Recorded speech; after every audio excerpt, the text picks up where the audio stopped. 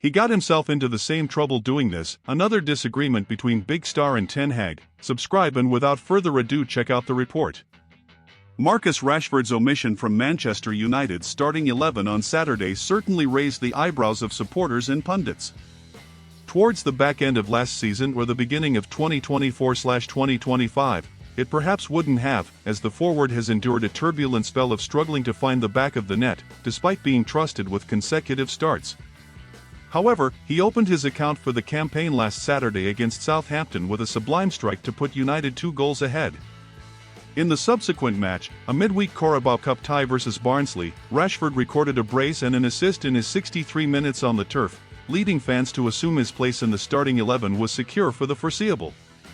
That was until Erik Ten Hag named his selection to take on Crystal Palace at Selhurst Park, though. He instead opted for a front three consisting of young wingers Alejandro Garnacho and Amad Diallo, with Joshua Zirkzee leading the line. Rashford eventually entered the fray in the closing stages of the stalemate to make a 29-minute cameo. As you'd expect, it did lead to speculation that something had gone on behind the scenes between the Englishman and Ten Hag. Personally, I believe it was simply a rotational/tactical decision. Gary Lineker is of the former stance, though, and Ten Hag's pre-Palace press conference comments, where he insisted the player had to lead a disciplined life away from Carrington, have only fed into such rumors. I think the interesting story from that one is that he left Marcus Rashford out.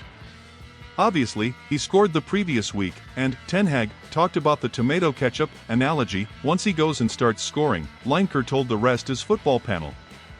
Then he scores 2 in midweek, admittedly against lower league opposition, Barnsley wasn't it? And then he gets left out.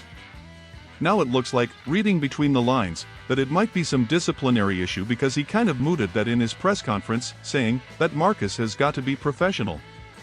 Why else would you leave him out? Alan Shearer questioned.